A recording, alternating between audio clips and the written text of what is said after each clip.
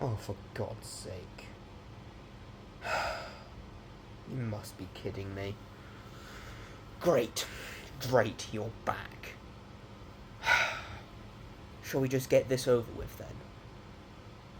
Statement of Finlay Pringle regarding the Dreamwalker.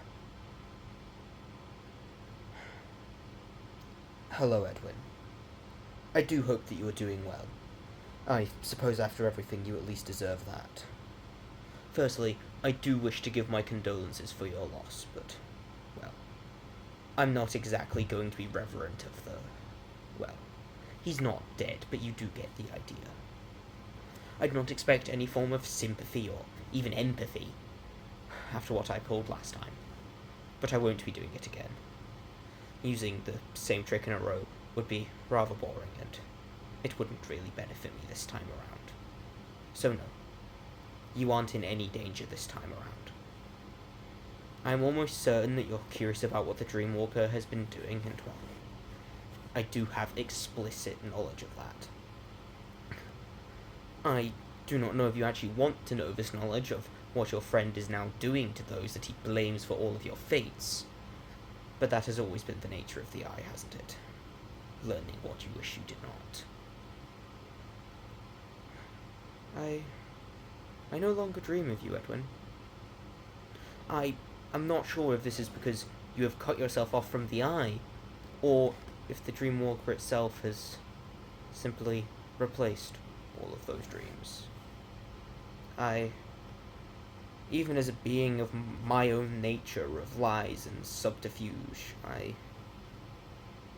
I miss being watched. I miss being known.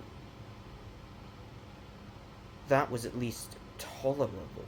This, however, it's taking an effect on me. Much more than I would have expected.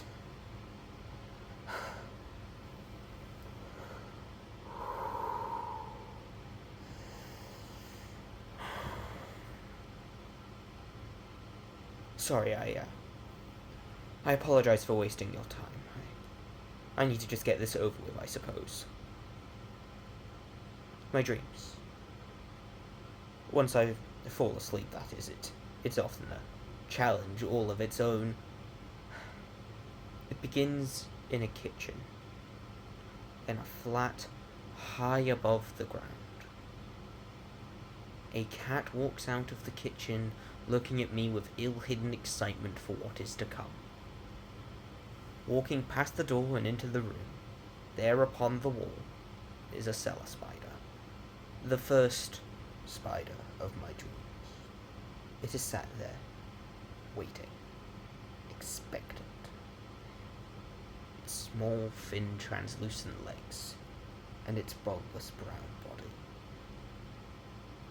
Unlike Mr. Vittery, I am not compelled to kill it, but instead to allow its scuttling legs to crawl up my arm.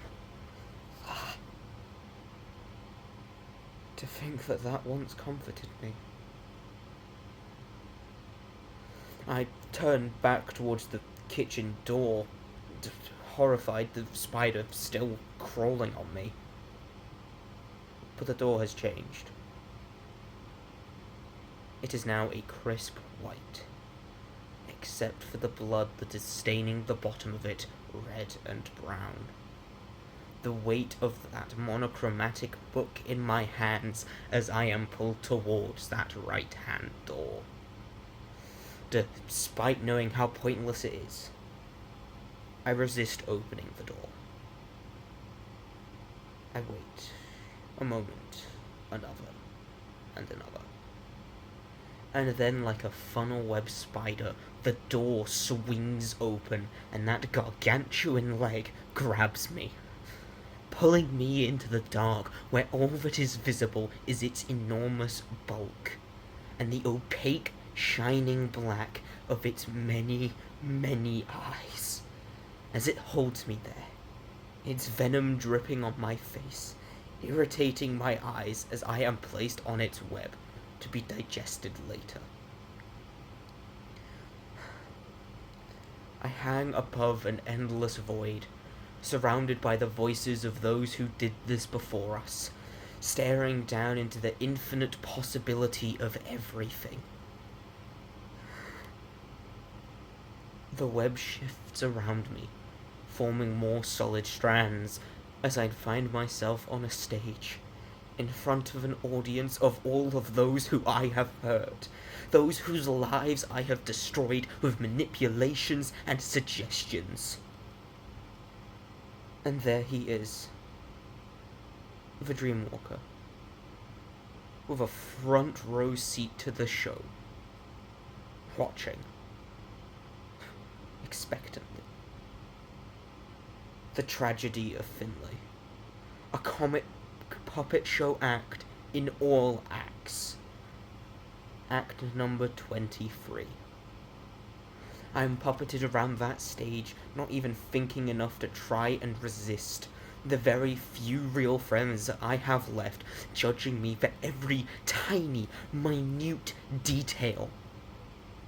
Saying the wrong thing here, doing the wrong thing then. Hey, if only I had just taken control, then none of this could have happened. Yes, that's the solution. Just take control. As I am pulled towards that table, as I sit down, I am in my bed, in my childhood bedroom. My school-assigned laptop sat in front of me, watching the broadcast. And there above me, the beginning of all of this for myself. The bulbous cellar spider, biding its time, waiting to fall and restart everything as it slips and tumbles towards me, twisting like a marionette. I'm standing on a bridge. A very familiar bridge. It is the one that leads into town from my university. The cold night, so the lights on the side of the bridge are on, and illuminating hundreds and hundreds of spiders' webs like demented Christmas decorations. The spiders on those webs begin to crawl towards me off of their webs and onto the pavement of the bridge itself. And there are so many. A crawling, scuttling carpet. So I do the only thing I can to get away from them. I jump. I land back on that stage, and hundreds of cellar spiders falling onto me, their thin, stick-like legs covering me entirely as they begin to crawl and scurry and bite, and I can't keep doing this, Edwin. I can't.